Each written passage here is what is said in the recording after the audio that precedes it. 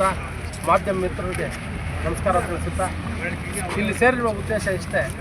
ಈ ಒಂದು ರಸ್ತೆ ಏನು ಅಗಲೀಕ ಒಂದು ಮೇಲ್ಸೇತುವೆ ಇದು ವೈಜ್ಞಾನಿಕವಾಗಿ ಇಲ್ದಿರೋ ಅವೈಜ್ಞಾನಿಕವಾಗಿ ಇದನ್ನೆಲ್ಲ DPR ಯಾರು ಮಾಡಿದ್ರು ಅವತ್ತು ಆ DPR ಮಾಡಬೇಕಾದ್ರೆ ಈ ಒಂದು ರಸ್ತೆ ನಮ್ಮ ಮುಳಬಾಗಿಲಿಂದ ಅಂಬೇಡ್ಕರ್ ಸರ್ಕಲ್ನಿಂದ ಇಲ್ಲಿನವರೆಗೂ ಏನು NH 75ವರೆಗೂ ದ್ವಿಪಥ ಮಾಡಿದ್ದಾರೆ.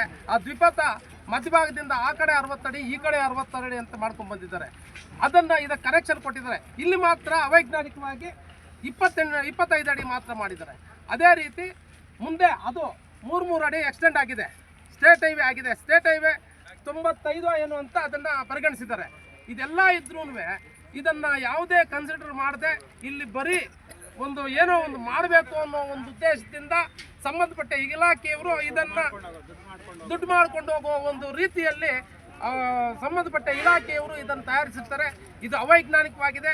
ಇದೇ ದಾರಿಯಲ್ಲಿ ನಮಗೆ ಸುಮಾರು 100 ಹಳ್ಳಿಗಳು ಬರ್ತವೆ. ಈ 100 ಹಳ್ಳಿಗಳ ಮುಖಂಡರು, ರೈತರು ಎಲ್ಲರೂ ಇಲ್ಲಿ ಬಂದು ಸೇರಿದ್ದಾರೆ. ಇವತ್ತು ಏನಪ್ಪ ಅಂತಂದರೆ ನಮ್ಮ ಖ್ಯಾತ ವಕೀಲರಾದಂಥ ಗೋವಿಂದ ರೆಡ್ಡಿ ಅವರು ಇದನ್ನು ನೋಡಿ ಇದು ಅನ್ಯಾಯ ಆಗ್ತಾ ಇದೆ ಈ ರಸ್ತೆಗೆ, ಇದನ್ನೆಲ್ಲ ನಾವು ಸರಿಪಡಿಸಬೇಕು, ನೀವೆಲ್ಲ ಬರಬೇಕು ಅಂತ ಒಂದೇ ಒಂದು ಮನವಿ ಕೊಟ್ಟಿದ್ದಕ್ಕೆ ಎಲ್ಲರೂ ಇಷ್ಟು ಜನ ಒಗ್ಗೂಡಿದ್ದಾರೆ. ಇಲ್ಲೇ ಈ ದಾರಿಯಲ್ಲಿ ನಮಗೆ ಆವಡಿ ರಾಮಲಿಂಗೇಶ್ವರ, ಇತಿಹಾಸ ಪ್ರಸಿದ್ಧ ರಾಮಲಿಂಗೇಶ್ವರ ದೇವಸ್ಥಾನವಿದೆ.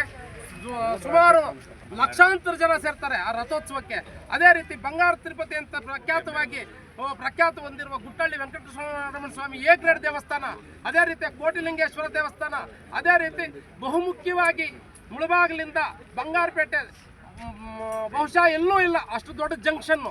ಆ ಜಂಕ್ಷನ್ಗೆ ಹೋಗ್ತಾ ಇದ್ವಿ. KGF ಅಲ್ಲಿ KGF ಅಲ್ಲಿ ಒಂದು ಇಂಡಸ್ಟ್ರಿಯಲ್ ಹಬ್ ಆಗ್ತಾ ಇದೆ. 1200 ಎಕರೆಯನ್ನು KIDB ಅಲ್ಲಿ ಅಕ್ವೈರ್ ಮಾಡ್ಕೊಂಡಿದೆ. ಇಂಥ ಎಲ್ಲ ಒಂದು ಇದನ್ನು ಮನದಲ್ಲಿ ಇಟ್ಕೊಂಡು ಅವರು ಯಾವುದನ್ನು ಪರಿಗಣಿಸದೆ ಸುಮ್ಮನೆ ಬೇಕಾಬಿಟ್ಟು ಇದಕ್ಕೊಂದು 8 ಮೀಟರ್ ರಸ್ತೆ ಸುರಂಗ ಮಾರ್ಗವನ್ನು ಮಾಡಿದರೆ ಅದರಲ್ಲೂ ಉದ್ದ ಇಲ್ವಂತೆ, ಅಲ್ಲೆಲ್ಲ ಬೇರೆ ಕಡೆ ತಿರುಗಬೇಕು ಅನ್ನೋ ಒಂದು ಈ ಉತ್ತರ ಕೊಡ್ತಾರೆ ನಮಗೆ, ಜಾರಕಿಯ ಉತ್ತರ. ಇದೆಲ್ಲವನ್ನು ನಾವು ಖಂಡಿಸ್ತಾ ಇದ್ದೀವಿ. ನಮ್ಮ ಎಲ್ಲ ಮುಖಂಡರು ರಾಮಲಿಂಗಾರೆಡ್ಡಿ ಅವರು, ಸುಭಾಷ್ ಅಣ್ಣ ಅವರು, ನಮ್ಮ ಕೃಷ್ಣ, ನಮ್ಮ ಗೋವಿಂದ ರೆಡ್ಡಿ ಅವರು, ಚಿನ್ನಪ್ಪ ಅವರು, ಕೇಶವರೆಡ್ಡಿ ಅವರು ಎಲ್ಲರೂ ಎಲ್ಲ ಮುಖಂಡರಾದಿಯಾಗಿ ಇಲ್ಲಿ ಇವತ್ತು ಇದನ್ನು ನಾವು ಒಕ್ಕೊರಲಿನಿಂದ ವಿರೋಧಿಸ್ತಾ ಇದ್ದೀವಿ. ಅದು ಮೊನ್ನೆ ಲಾಸ್ಟ್ ವಾರ ಇವ್ರಿಗೆ ಬಂದು ನಾವು ತಿಳಿಸಿದ್ದೀವಿ, ಯಾವುದೇ ಕಾರಣಕ್ಕೂ ಇದನ್ನು ಮುಂದುವರಿಸಬೇಡಿ ಈ ಕಾಮಗಾರಿನ ಅಂತ. ಆದ್ರೂ ನಮ್ಮ ಮಾತನ್ನು ಕಿವಿಗೆ ಹಾಕ್ಕೊಳ್ಳದೇ ಅವರ ಒಂದು ದುರ್ವರ್ತನೆಯನ್ನು ತೋರಿ ಮುಂದುವರಿಸಿರ್ತಾರೆ ಈ ಒಂದು ಕಾಮಗಾರಿಯನ್ನು. ಇದನ್ನು ಈಗಲೇ ತಡೆಗಟ್ಟಬೇಕು, ಮುಂದೆ ಯಾವುದೇ ಕಾರಣಕ್ಕೂ ಇದನ್ನು ಮುಂದುವರಿಸಬಾರ್ದು ಅನ್ನೋ ಒಂದು ನಮ್ಮ ಒಕ್ಕೊರಲ ಆಗ್ರಹ.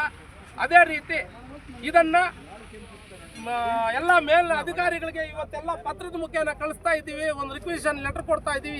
ನಾವೆಲ್ಲ ಸೈನ್ ಮಾಡಿದ್ದಕ್ಕೆ ಎಲ್ಲರೂ ಒಗ್ಗಟ್ಟಿನಿಂದ ಇದು ಮಾಡ್ತಾ ಇದ್ದೀವಿ, ಪಕ್ಷಾತೀತವಾಗಿ ಎಲ್ಲರೂ ಯಾವುದೇ ಇದಿಲ್ದಿರ ಮಾಡ್ತಾ ಇದ್ದೀವಿ. ಅದೇ ರೀತಿ ಈ ತಮ್ಮ ಮೀಡಿಯಾ ಮುಖಾಂತರ ಶಾಸಕರಿಗೂ ಸಂಸದರಿಗೂ ನಾವು ತಿಳಿಸ್ತಾ ಇದ್ದೀವಿ, ದಯವಿಟ್ಟು ಇದು ಸದನದಲ್ಲಿ ತಾವು ಮಾತಾಡಿ ಹಿಂದೆ ಇದನ್ನು ಅಡ್ಡಿಪಡಿಸಿ ಇದನ್ನು ನಿಲ್ಲಿಸಿ ಮುಂದೆ ಇದು ಅಗಲೀಕರಣ ಮಾಡಬೇಕು, ಎತ್ತರವನ್ನು ಹೇರಿಸಬೇಕು. ಯಾವುದೇ ಕಾರಣಕ್ಕೂ ಇದು ನಮ್ಮ ಮುಂದಿನ ಪೀಳಿಗೆಗೆ ತೊಂದರೆ ಆಗಬಾರ್ದು ಅನ್ನೋದೇ ನಮ್ಮ ಉದ್ದೇಶ. ಈ ಉದ್ದೇಶವನ್ನು ನೀವು ನಮಗೆ ಈಡೇರಿಸಬೇಕು ಅಂತ ನಮ್ಮಲ್ಲಿ ಕಳಕಳಿ ಮನವಿ ಮಾಡ್ತಾ ಈ ಒಂದೆರಡು ಮಾತುಗಳನ್ನ ನಾವು ಮಾತಾಡಲು ಅವಕಾಶ ಕೊಟ್ಟು ನಿಮ್ಮೆಲ್ಲರಿಗೂ ವಂದಿಸ್ತಾ ಇದ್ದೀವಿ.